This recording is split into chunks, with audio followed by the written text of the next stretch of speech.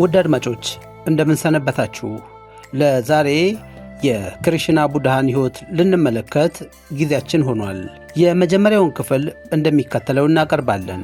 ምንጫችን ጥበብ መጽሐፍ መሆኑን ስንገልጽ በታላቅ ክብር ይሆናል። ቃልውድ እነሆ አስገራሚው የቡድሃ ታሪክ። በሂማሊያ ተራሮች አቅራቢያ በሚገኘው የሩሃን ወንዝ አጠገብ የሻእያ ጎሳ አባላት ለረጅም ዘመን መኖሪያቸው አድርገውት ኖረዋል። የዚህ ጎሳ ንጉሥ ሺድሆዳና ዋነኛ ከተማውን ካፒላቪስቱ ላይ አድርጎ በዚያ ታላላቅ ሕንፃዎችን ገንብቶና በጥበብም ሕዝቡን እየመራ ከሕዝቡ ጋር ተደሳች ሆኖ ይኖር ነበር። ማያ ደግሞ የዚህ ጎሳ ንግሥት ነበረች። የንጉሡ ያጎት ልጅ የሆነችው ማያ ምንም እንኳን የተዋበችና ቆንጆ ሆና በትዳሯ ተደሳች ብትሆንም የልጅ ፍሬን ለማየት ግን የታደለች አልነበረችም። ከዕለታት በአንዱ ቀን ሌሊት ማያ ሕልም አለመች። ሕልሟም ነጭ ዝሆን በቀኝ ደረቷ በኩል ሰንጥቆ ከማኅፀኗ ሲገባ ማየቷ ነበር። ንግሥቷ በዚያ ሰሞን አረገዘች። ንጉሡና ሕዝቡም ታላቅ ልዑል ሊወለድ መሆኑን በመገመት ደስታቸው ወሰን አጣ። በሀገሩ ባህል መሠረት ንግሥቷ ለመውለድ ወደ ወላጆቿ ቤት አቀናች። በዚሁ ጉዟም ድካም ተሰምቷት ስለነበር በመንገድ ላይ ሉምቢኒ በተባለ የአትክልት ስፍራ እረፍትን ታደርጋለች። በዚያ የአትክልት ስፍራ አሾካ የተባለ አበባ ሲፈነዳ የተመለከተችው ንግሥት አበባውን ለመቅጠፍ እጇን ዘርግታ ስትይዝ ምጥ ይጀምራታል። አፍታም ሳይቆይ ልዑሉ ሹልክ ብሎ ወጣ። የሕዝቡ ደስታ ቃላት ከሚገልጸው በላይ ከፍ ያለ ሆነ። ስለ ንግሥታቸውና ስለተወለደው ልዑል ክብርም ታላቅ ክብረ በዓል አደረጉ። ይህ ቀን ሚያዝያ 8 ነበር። ከሁሉም ሰው ይልቅ የንጉሡ ደስታ ወሰን አጣ። ሕፃኑን ልዑልም ሲድሃርታ አለው።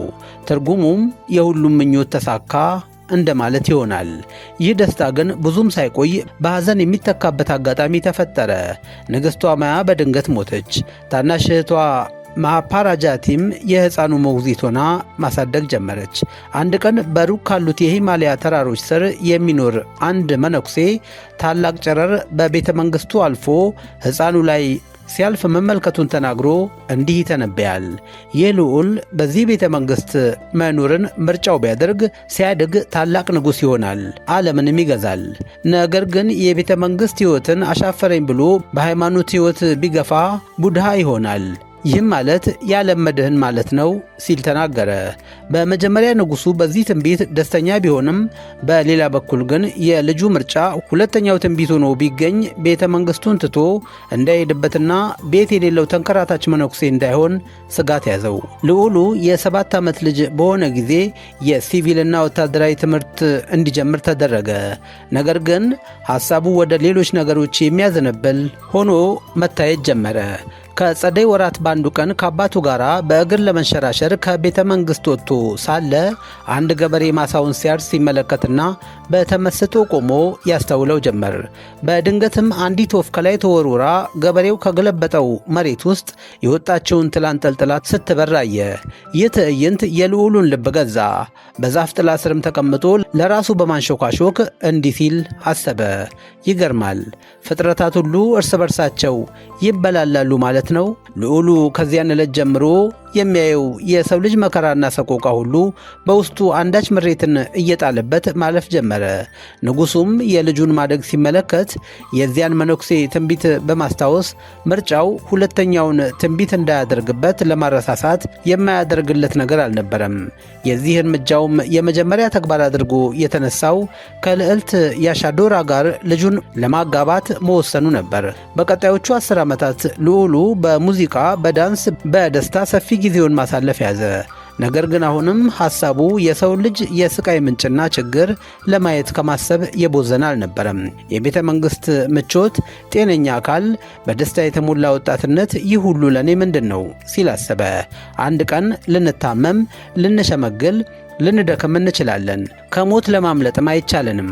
የወጣትነት ኩራት፣ የጤንነት ኩራት፣ የመኖር ኩራት የሚያስብ ሰው ሁሉ ይህን ሐሳብ አውልቁ ሊጥል ይገባዋል። ለመኖር የሚታገል ሰው የሕይወቱ አትኩሮት ታላቅ ነገር ሊሆን ይገባል። በእንዲህ አይነት ሐሳብ ሲድሃርታ አእምሮውን ሲያስጨንቅ ዓመታት ተቆጥረው 29 ዓመት ሞላው። በዚህ ዓመትም ብቸኛ ልጁ ራውላ ተወለደ። በዚህ ጊዜ ሐሳቡ ሁሉ ከጡዘት ላይ ደረሰ። እናም ቤተ መንግስቱን ለቆ በመሰደድ ለአእምሮ ጭንቀት መፍትሄ ማግኘት ፈለገ። በዚያን ቀን ሌሊትም የስደት ጉዞውን ጀመረ። በዚያ ስደቱ የሰይጣን ፈተና ክፉኛ ያስቸግረው ጀመር።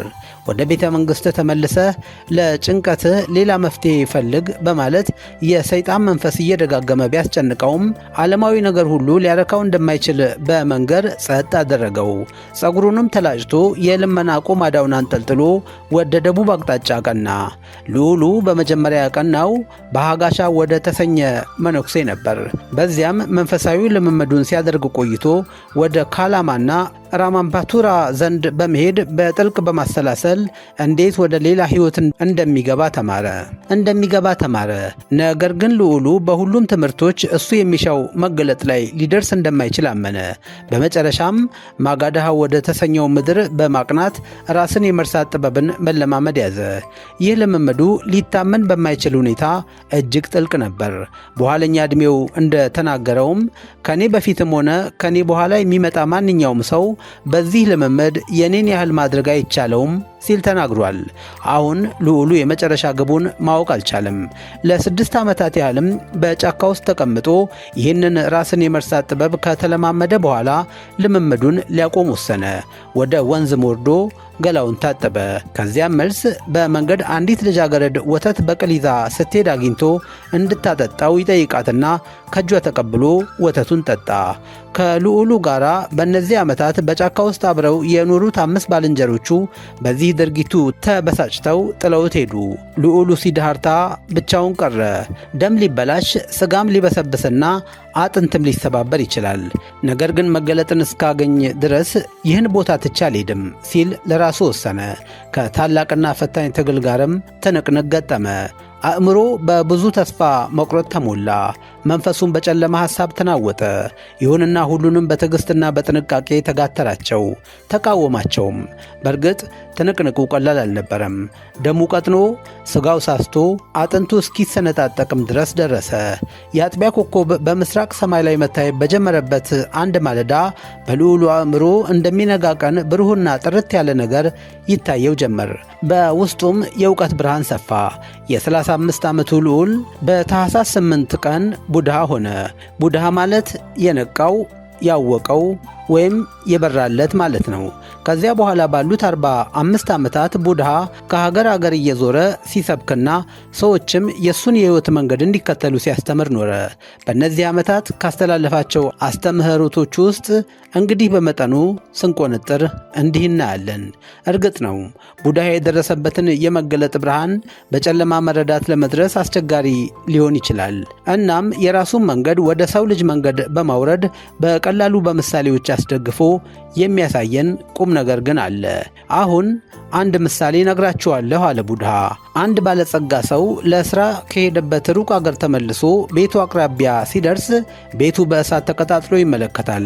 በዚህ ጊዜ ይህ ባለጸጋ ወደ አእምሮ በቅጽበት መጥቶ ያስደነገጠው የቤቱ ንብረት የመቃጠል ጉዳይ ሳይሆን በቤቱ ውስጥ የነበሩ 3ቱ ሕፃናት ዕጣ ፈንታ ነበር። ወደ ቤቱ በጩኸት ተጠግቶም ልጆች ከቤት በሩጫ ውጡ በማለት መጣራቱን ያዘ። ልጆቹ ግን ጨዋታ ይዘው ስለነበር ለአባታቸው ጩኸት ምላሽ መስጠት ልብም አላሉ። ይህን ጊዜ አባት ሌላ መላ መጣለትና በጩኸት ልጆቹን አሻንጉሊት ይዤላችሁ መጥቻለሁ፣ ከቤት በሩጫ ወጥቶ የተቀበለኝ ይውሰድ በማለት ወደ በሩ ተጠጋ። ልጆቹ ይህን ጊዜ የአባታቸውን ጥሪ ሰምተው ቀድመው አሻንጉሊቱን ለመውሰድ ከሚቃጠለው ቤት ውስጥ በጥድፊያ እየሮጡ ወጡ። በቡድሃ ምሳሌ እንግዲህ ይህ ዓለም የሚቃጠለውን ቤት ይመስላል። ነገር ግን የዚህ ዓለም ሰዎች ይህን እሳት ልብ አላሉትም። ለዚህም ሩህሩሁ ቡድሃ የሰው ልጆችን ለማዳን የራሱን መንገድ ቀየሰም። እነሆ ሌላ ምሳሌ ደግሞ ልንገራችሁ በማለት ቡድሃ ጀመረ። ከዕለታት በአንድ ቀን የአንድ ባለጸጋ ሰው ልጅ ከቤቱ ርቆ ለጨዋታ በሄደበት ቦታ መመለሻው ይጠፋውና ከፍተኛ ችግር ይወድቅበታል። ወደ ቤቱ መመለሻውን ፍለጋ በሄደበት መንገድም ጭሩሱኑ ወደ ሌላ ሀገር ይወስደውና በዚያ በከፋ ድህነት ውስጥ መኖር ይጀምራል። የልጁን መጥፋት የተረዳው አባትም ፍለጋውን ወጥቶ ፈጽሞ ሊሳካለት ሳይችል ቀረ። ወደ ቤቱም ተመለሰ። ከዚያ በኋላ ባሉት ዓመታትም የልጁን ዱካ ለማግኘት ያልፈነቀለው ድንጋይ አልነበረም። ነገር ግን ሳይሳካለት በሐዘን መኖር ጀመረ። ከብዙ ጊዜ በኋላ ግን ይህ ከሀገር ሀገር በድህነት የሚንከራተት ልጅ ሳያውቀው ወደ አባቱ ሀገር ተመልሶ መጣ። በዚያም ሀገር ይህን ታሪክ የሚያውቁ ሰዎች ልጁን እንዳዩት ወደ አባቱ መጥተው ይነግሩታል። አባትም በፍጥነት አገልጋዮቹን ጠርቶ ልጁን ይዘው ወደ ቤት እንዲመጡ ያደርጋል። ይሁንና ልጁ ከአባቱ አገልጋዮች ጋር መጥቶ ወደ ቤቱ አቅራቢያ ሲደርስ በቤቱ ትልቅነትና ማማር እጅግ ከመደነቁ የተነሳ የዚህ ሁሉ ሀብት ባለቤትማ የኔ አባት ሊሆን አይችልም በማለት ወደ ውስጥ አልገባም ይላል። ይህን የሰማው የልጁ አባት አገልጋዮቹን አልገባም ካላችሁ በገንዘብ ተቀጥሮ እንዲያገለግል አግባብታችሁ አምጡት በማለት እንዲያመጡት ነግሮ መልሶ ይልካቸዋል። ልጁም ይህን ጥያቄ ተቀብሎ በአባቱ ቤት አገልጋይ ሆኖ ተቀጠረ። አባትም ቀስ በቀስ ወደ ልጁ እየቀረበ የሀብቱና የንብረቱ ሁሉ አዛዥ አድርጎ ሾመው። ልጁ ግን አባቱን እስካሁን ለይቶ አላወቀም።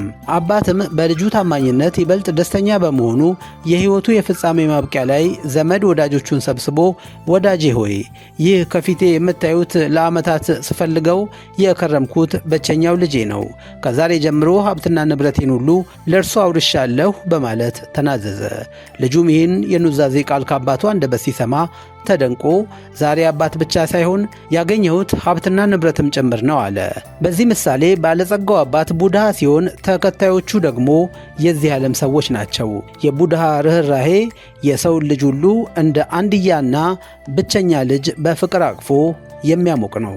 ውድ አድማጮች ተከታዩን የቡድሃን ታሪክ በቀጣዩ ጊዜ ይዘን እንቀርባለን። ለዛሬ ግን የተዘጋጀው ይኸው ነበር። እንደተለመደው ከስንብቴ በፊት ግን እንዲህ ብዬ ላብቃ።